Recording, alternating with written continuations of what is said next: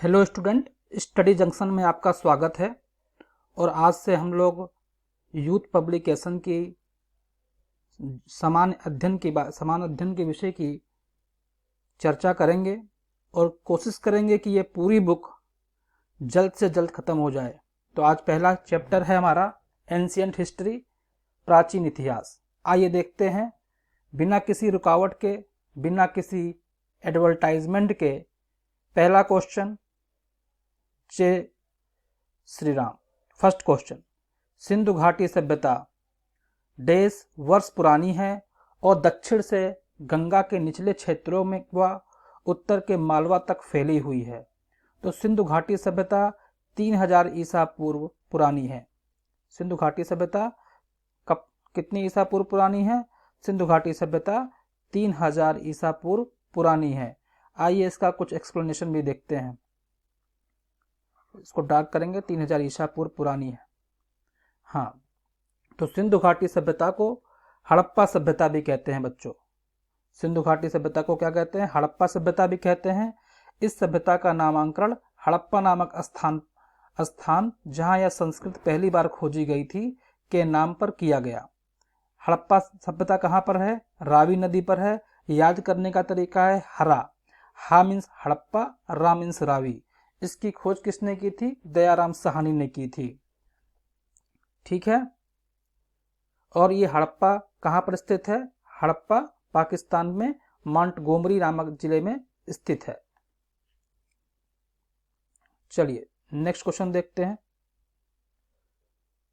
Montgomery नामक जिले में स्थित है।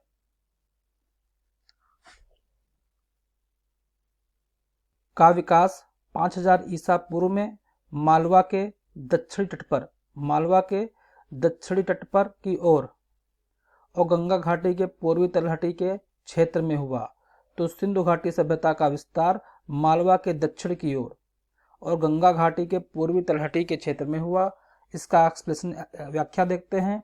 सिंधु घाटी सभ्यता का विकास 5000 ईसा पूर्व में मालवा के दक्षिण में और उत्तर की ओर गंगा घाटी के तलहटी में हुआ।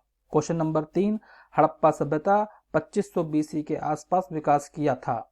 आज उन्हें हम क्या कहते हैं? आज उन्हें हम क्या कहते हैं?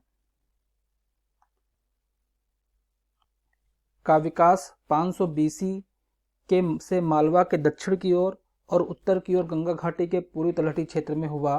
तो सिंधु घाटी सभ्यता का विकास, किसका विकास? सिंधु घाटी सभ्यता का विकास हुआ मालवा के दक्षिण की ओर और उत्तर की ओर गंगा घाटी के पूर्वी तलहटी क्षेत्र में। नेक्स्ट, 2500 BC के आसपास विकास किया था। आज उन्हें हम क्या कहते हैं? तो आज उन्हें हम क्या कहते हैं बच्चों? आज उन्हें हम पश्चिम भारत और पाकिस्तान कहते हैं। तो ज़्यादा इंपॉर्टेंट क्वेश्चन नहीं है, फिर भी इसका एक्सप्लेनेशन देखते हैं। हड़प्पा सभ्यता 2500 BC के आसपास विकसित हुई। इस सभ्यता का विस्तार पश्चिम भारत और कहाँ पे हुआ? पश्चिम भारत और पाकिस्तान में हुआ। पाकिस्तान के किस जिले में हुआ? तो पाकिस्तान के मोंटगोमरी जिले में हुआ। बहुत ही इंपॉर्टेंट क्वेश्चन है। पाकिस्तान के किस जिले में हुआ? पाकिस्तान के नेक्स्ट क्वेश्चन है, भारत का इतिहास सिंधु घाटी सभ्यता से शुरू होता है लगभग 2500 ईसा पूर्व। लगभग 2500 ईसा पूर्व से शुरू होता है। सिंधु घाटी सभ्यता की महत्वपूर्ण विशेषता क्या थी? तो सिंधु घाटी सभ्यता की महत्वपूर्ण विशेषता थी ईंट के बने भवन। सिंधु घाटी सभ्यता की महत्वपूर्ण विशेषता थी ईंट के बने भवन। व्याख्या देखते हैं। सिंधु घाटी की सबसे महत्वपूर्ण विशेषता थी ईंट के बने भवन। यह भवन प्राचीन मंदिर नदी घाटी सभ्यताओं में प्रमुख थे।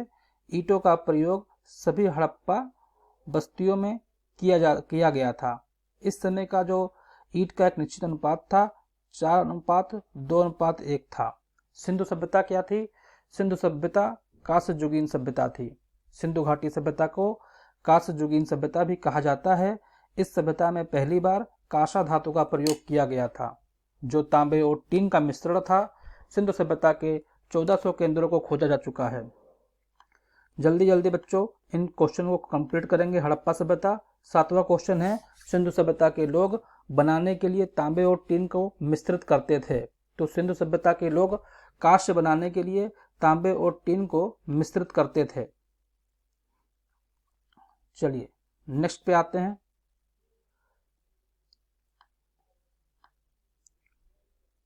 सिंधु निम्नलिखित में से कौन सी सिंधु घाटी सभ्यता का महत्वपूर्ण स्थान नहीं है?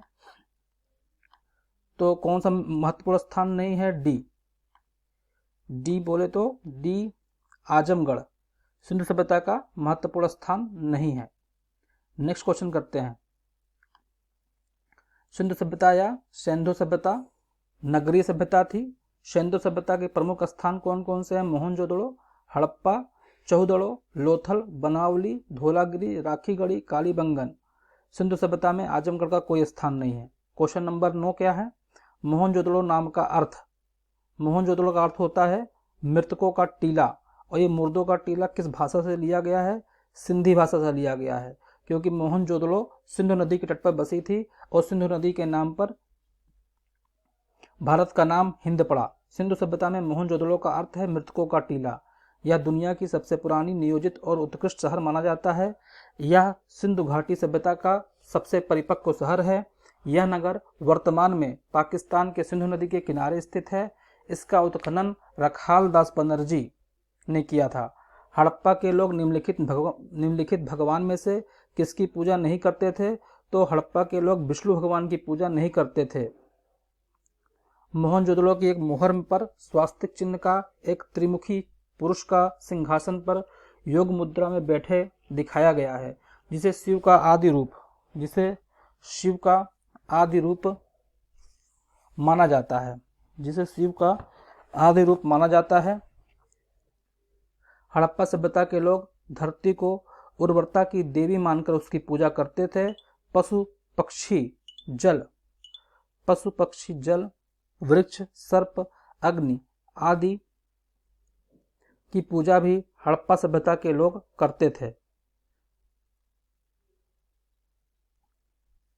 नेक्स्ट क्वेश्चन है, सिंधु सभ्यता के लोग की पूजा करते थे। सिंधु सभ्यता के लोग पशुपति की पूजा करते थे। सिंधु सभ्यता नगरीय सभ्यता है। सिंधु सभ्यता के लोग 3 मुख वाले देवता पशुपति की पूजा करते थे। सिंधु सभ्यता में विशाल स्नानागार मिला है, जो मोहनजोदड़ो से प्राप्त होता है। सिंधु सभ्यता भावचित्रात्मक लिपि है, और भावचित्रात्मक लिपि दाईं से बाईं ओर लिखी जाती है। धौलावीरा एक पुरातात्विक स्थान है। किस समावधि से जुड़ा हुआ है बच्चों? तो धौलावीरा सिंधु सभ्यता से जुड़ा हुआ है। धौलावीरा कहाँ पर है? धौलावीरा गुजरात में है। इसकी खोज जेपी जोशी ने की थी। नेक्स्ट क्वेश्चन, सबसे पुराना वेद कौन सा है? ऋग्वेद सबसे पुराना वेद है, और इसमें 10 मंडल 1028 सूक्ति है। इस वेद को पढ़ने वाले को होत्री कहते हैं, और विश्वामित्र द्वारा रचित ऋग्वेद के 3रे मंडल में सूर्य देवता सावित्री को समर्पित प्रसिद्ध गायत्री मंत्र है। 9वें मंडल में देवता सोम का उल्लेख है। तो ऋग्वेद में ऐसे 1028 मंत्र हैं। 14वां क्वेश्चन, इसका व्याख्या की जा चुकी है। ऋग्वेद में कितने मंत्र हैं? ऋग्वेद में 1028 मंत्र हैं। नेक्स्ट क्वेश्चन, निम्नलिखित में से कौन सा वेद जादुई अनुष्ठानों से है? ऋग्वेद, सामवेद, यजुर्वेद, अथर्ववेद। अथर्ववेद जो सबसे लास्ट में है, अथर्ववेद, उसमें जादुई अनुष्ठान है, वो वशीकरण है। ठीक है, अथर्ववेद का जो नाम पड़ा वो अथर्वा ऋषि के नाम पर इसका नाम अथर्ववेद पड़ा। निम्नलिखित में से कौन सा वेद संगीत से है? तो साध संगीत सा से सामवेद। सामवेद का नाम संगीत से पड़ा। यजुर्वेद में यजुर का अर्थ क्या है? तो बहुत फास्ट ट्रैक तरीके से हम इसको किताब को जल्दी से जल्दी खत्म करेंगे, इसलिए बच्चों एकदम जल्दी से जल्दी रिवीजन कीजिए आप लोग अपना। यजुर्वेद में यजुर का अर्थ क्या है? यजुर्वेद में यजुर का अर्थ है बलिदान। हिंदू धर्म में 4 प्रमुख ग्रंथों में से ये एक है। चलिए नेक्स्ट पे आते हैं। Question number 19। क्वेश्चन नंबर 19 क्या है? निम्न में से किस वेद में बीमारियों के उपचार दिया गया है? तो अथर्ववेद में बीमारी का उपचार है। अथर्ववेद में जादू टोना भी है। भारत का राष्ट्रीय आदर्श वाक्य सत्यमेव जयते बहुत इंपॉर्टेंट क्वेश्चन है, लगभग सारे एग्जाम में पूछा जाता है। मुंडको उपनिषद से लिया गया है। निम्नलिखित में से किस उपनिषद में वसुधैव कुटुंबकम शब्द का उल्लेख किया गया है? तो वसुधैव कुटुंबकम शब्द का उल्लेख महाउपनिषद में किया गया है, जिसका अर्थ है धरती ही परिवार है। उपनिषदों में उपनिषद मुख्य माने जाते हैं। 1008 उपनिषदों में 11 उपनिषद मुख्य माने जाते हैं। उपनिषद ही समस्त भारतीय दर्शन के मूल स्रोत हैं। इन्हें वेदांत भी कहा जाता है। सत्यमेव जयते भारत का राष्ट्रीय आदर्श वाक्य है जो मुंडकोपनिषद से लिया गया है। भारतीय इतिहास में मुक्तिका उपनिषद में 108 उपनिषदों का उल्लेख मिलता है, लेकिन 11 उपनिषद ही प्रमाणिक हैं, जिनमें बृहदारण्यक उपनिषद सबसे बड़ा है। नेक्स्ट क्वेश्चन है, सबसे पुराना उपनिषद कौन सा है? छांदोग्य उपनिषद सबसे पुराना उपनिषद है। प्रारंभिक भारतीय दार्शनिक के अनुसार प्रत्येक वस्तु मूल तत्वों से बनी है, तो प्रारंभिक भारतीय दार्शनिक के अनुसार प्रत्येक वस्तु 5 मूल तत्वों से बनी है। कौन कौन सी है? आकाश, वायु, अग्नि, जल और पृथ्वी। आकाश, वायु, जल और पृथ्वी। जल्दी से जल्दी बच्चों इस चैप्टर को, इस बुक को खत्म करना है, इसमें आपका पूरा सहयोग चाहिए। नेक्स्ट है, कठोपनिषद में नचिकेता नामक एक किशोर और एक देवता के बीच हुई बातचीत दर्ज है। निम्नलिखित में से कौन सा देवता नचिकेता से बात कर रहा है? तो भगवान यम नचिकेता से बात कर रहे हैं। कठोपनिषद में क्या है? नचिकेता और यम के बीच संवाद का वर्णन किया गया है। तीसरा चैप्टर क्या है बच्चों? महाजनपद काल है। कोई त्रुटि हो तो माफ कीजिएगा, और कोई सलाह हो, सजेशन हो तो कमेंट बॉक्स में कमेंट जरूर कीजिएगा बच्चों। महाजनपद काल आर्य संस्कृत के सर्वोच्च काल में गंगा घाटी के जनपद, जो संख्या में 16 थे, महाजनपद बन गए थे। प्राचीन काल में अवध को किस नाम से जाना जाता था? प्राचीन काल में अवध को कौशल के नाम से जाना जाता था। वर्तमान में यह फैजाबाद है, जहां पर राम मंदिर स्थित है, और अयोध्या का नाम बदल करके फैजाबाद कर दिया गया है। पार्श्वनाथ जो एक क्षत्रिय और जैन धर्म के संस्थापक कौन थे? जैन धर्म के पहले संस्थापक थे ऋषभदेव। पार्श्वनाथ जो एक क्षत्रिय और बनारस के राजा अशुसेन के पुत्र थे, वह जैन धर्म के कौन से तीर्थंकर बने? जैन धर्म के 23वें तीर्थंकर पार्श्वनाथ थे, और जैन धर्म के प्रथम तीर्थंकर ऋषभदेव आदिनाथ थे। महावीर तीर्थंकरों में अंतिम तीर्थंकर माने जाते हैं, और इनका स्थान क्या है? इनका स्थान 24वां है। इनका स्थान है 24वां। चलिए बच्चों, तो महावीर 24वें और अंतिम जैन तीर्थंकर थे। इनका जन्म 540 में कुंडग्राम वैशाली में हुआ था। इन्हें जिम्भृग गांव के समीप ऋजुपालिका नदी के तट पर साल वृक्ष के नीचे ज्ञान की प्राप्ति हुई। इन्हें जिम्भृग गांव के नीचे ऋजुपालिका नदी के तट पर साल वृक्ष के नीचे ज्ञान की प्राप्ति हुई। त्रिरत्न की अवधारणा से संबंधित है। त्रिरत्न सम्यक दर्शन, सम्यक ज्ञान और सम्यक आचरण है। बुद्ध धर्म के अनुसार त्रिरत्न बुद्ध, धम्म और संघ है। तो जैन धर्म के अनुसार त्रिरत्न क्या है? सम्यक दर्शन, सम्यक ज्ञान और सम्यक आचरण है। तो जैन धर्म और बौद्ध धर्म दोनों में ही त्रिरत्न की अवधारणा है। और बौद्ध धर्म में क्या है?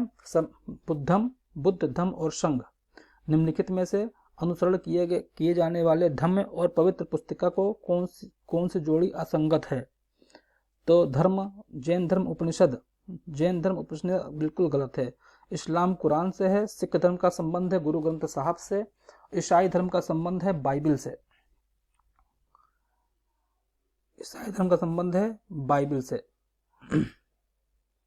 अब बौद्ध धर्म के बारे में बात करेंगे। बौद्ध धर्म के संस्थापक थे गौतम बुद्ध। गौतम बुद्ध का जन्म कब हुआ? 560 ईसा पूर्व में हुआ था। इनके पिता का नाम शुद्धोधन थे, जो साक्यगढ़ के मुखिया थी, और माता का नाम यशोदा था। इनका जन्म लुम्बिनी नामक स्थान पर हुआ था, और मृत्यु कुशिनारा में हुई थी।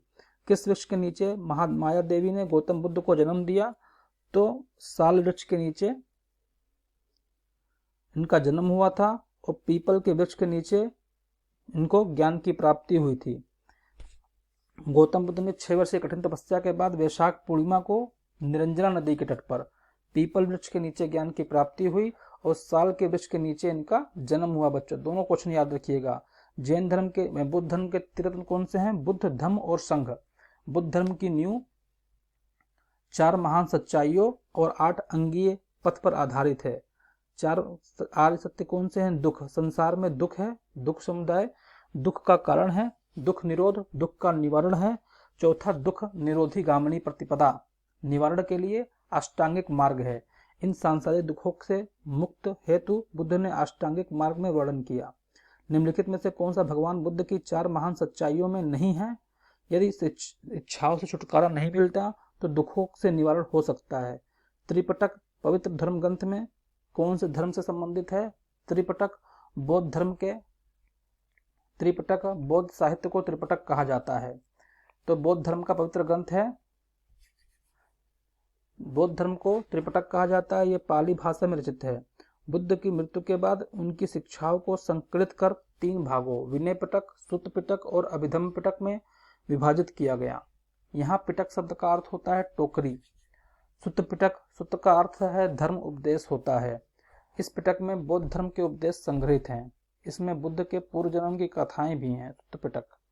विनय पिटक, इस पिटक में मठ के में निवास करने वाले भिक्षु एवं भिक्षुणियों के दैनिक जीवन संबंधी आचार विचार एवं अनुशासन संबंधी नियम दिए गए हैं।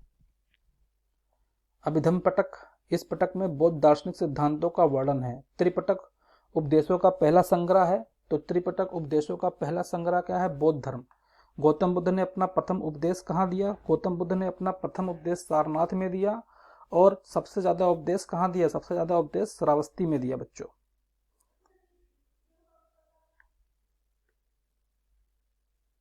16 मिनट में हमने इतना कर लिया है। आगे बढ़ते हैं। गौतम बुद्ध को ज्ञान की प्राप्ति कहाँ हुई? बोध गया में ज्ञान की प्राप्ति हुई, जो बिहार में है। और किस पेड़ के नीचे हुई? पीपल पेड़ के नीचे हुई और निरंजना नदी के तट पर हुई। बौद्ध ग्रंथों के अध्ययन के लिए विजयवाड़ा में कौन से चीनी विद्वान रहा? तो जुआनजांग रहा।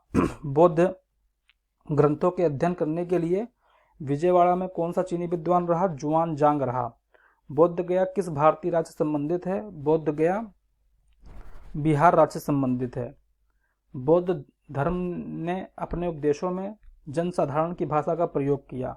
तो बौद्ध धर्म ने पाली भाषा का प्रयोग किया। गौतम बुद्ध ने अपने उपदेश पाली भाषा में दिए, जिसे धर्म चक्र परिवर्तन कहते हैं। प्रथम उपदेश सारनाथ में दिया, सबसे ज्यादा उपदेश श्रावस्ती में दिया। और उनको निर्वाण कहाँ प्राप्त हुआ?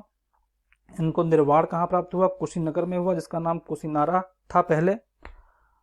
इनके पिता का नाम शुद्धोधन था और माता का नाम माया देवी था। ठीक है बच्चों, गौतम बुद्ध ने अपना पहला उपदेश दिया था तो सारनाथ में दिया था, जैसे मैं बता चुका हूँ बार बार। जातक कथाओं में बौद्ध धर्म की जो भाषा थी वो पाली भाषा थी। त्रिरत्न कौन कौन से हैं? बुद्ध, धम्म और संघ। जातक कथाओं में बुद्ध की कहानियों का वर्णन है। यह जातक कथाएं सुत्त पिटक में वर्णित हैं। यह कथाएं व्यक्ति को नैतिकता, सत्य, धर्म, प्रेम और भाईचारे का संदेश देती हैं। जैन धर्म और बौद्ध धर्म के उदय में भारत में ईसा पूर्व 6वीं शताब्दी में धार्मिक अशांति देखी गई।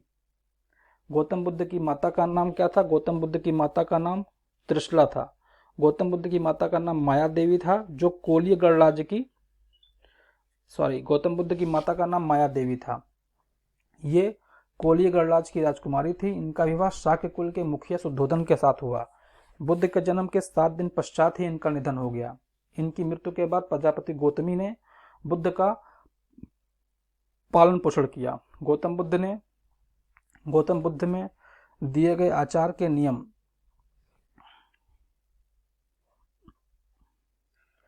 चलिए बच्चों, जल्दी जल्दी इस बुक को खत्म करते हैं। 288 पेज, 18 पेज हमने कर लिया है।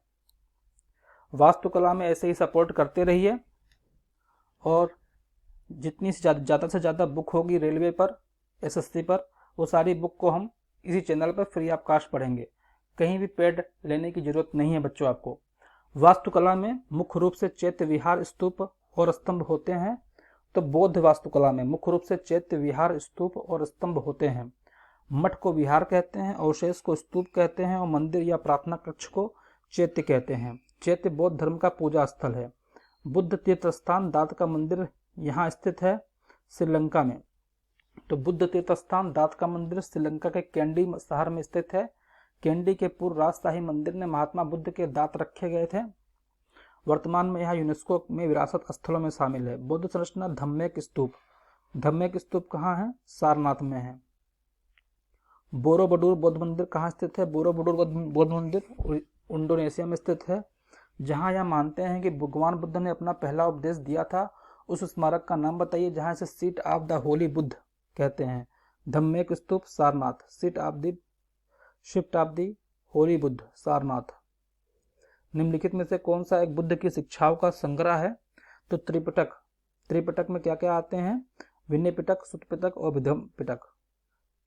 छठा चैप्टर आ गया बच्चों, पारसी और यहूदी धर्म। जल्दी जल्दी इसको भी फिनिश करते हैं। भारत का एक धर्म जोरोआस्ट्रियन मुख्य रूप से किस राज्य से में पाया जाता है?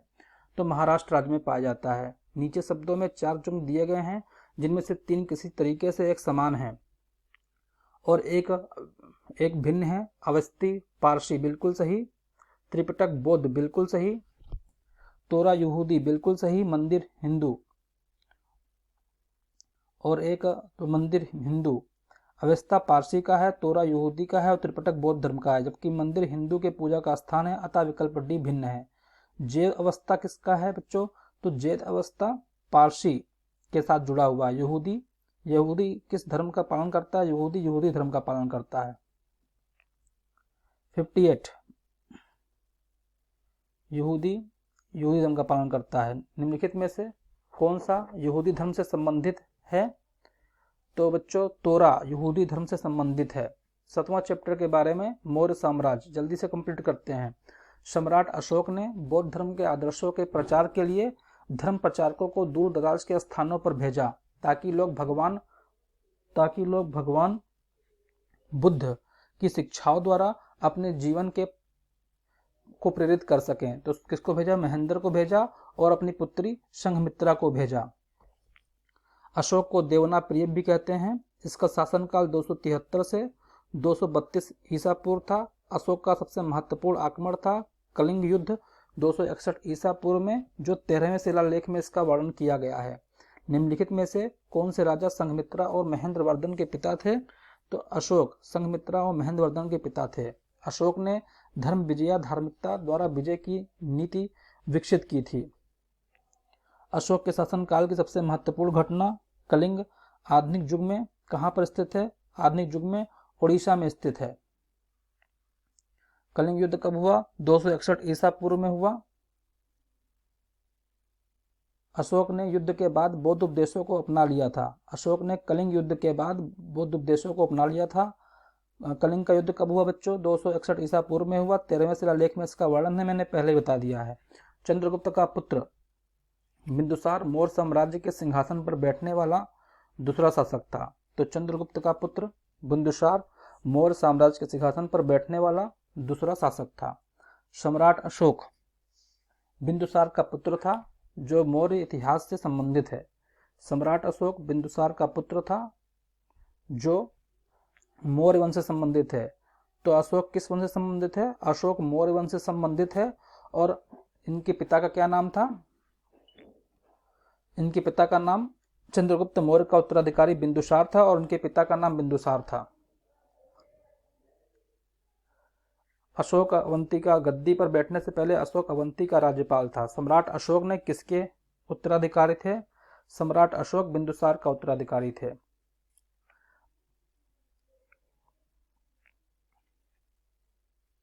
नेक्स्ट क्वेश्चन, सम्राट अशोक ने पत्थरों के स्तंभों और पत्थरों के तख्तों पर अपने 14 आदेश उत्कीर्ण करवाकर अपने राज्य के प्रमुख स्थानों पर स्थापित किया, ताकि लोग तदनुसार आचरण कर सकें।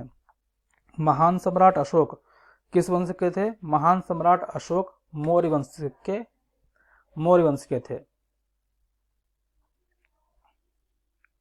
किसके उत्तराधिकारी थे? बिंदुसार के। मौर्य साम्राज्य की राजधानी थी पाटलिपुत्र। कौटिल्य का अर्थशास्त्र हमें मौर्य प्रशासन के बारे में जानकारी देता है। कलिंग का युद्ध कब हुआ बच्चों? 261 ईसा पूर्व में हुआ और 13वें अभिलेख में अशोक के 13वें अभिलेख में इसका वर्णन है।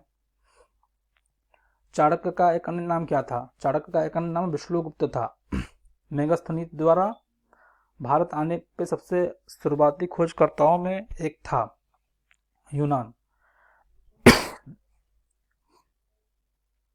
यूनान राजदूत मेगास्थनीज चंद्रगुप्त मौर्य के दरबार में यूनानी सम्राट सेलुकस के राजदूत के रूप में भारत आया।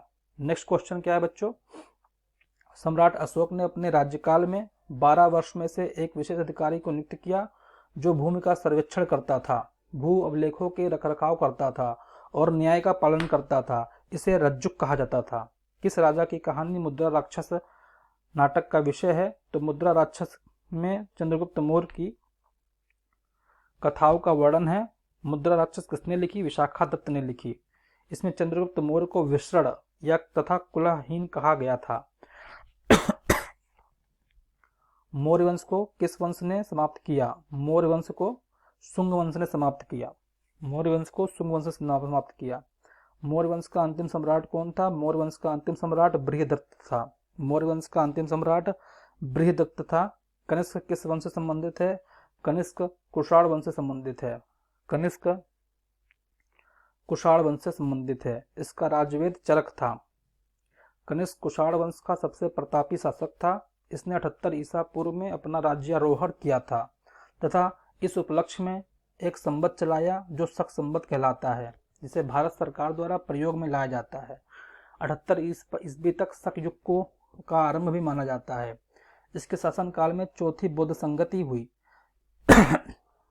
कनिष्क बौद्ध धर्म के महायान संप्रदाय का अनुयायी था। इसका राज्यवेद चरक था। चलिए बच्चों नेक्स्ट क्वेश्चन करते हैं।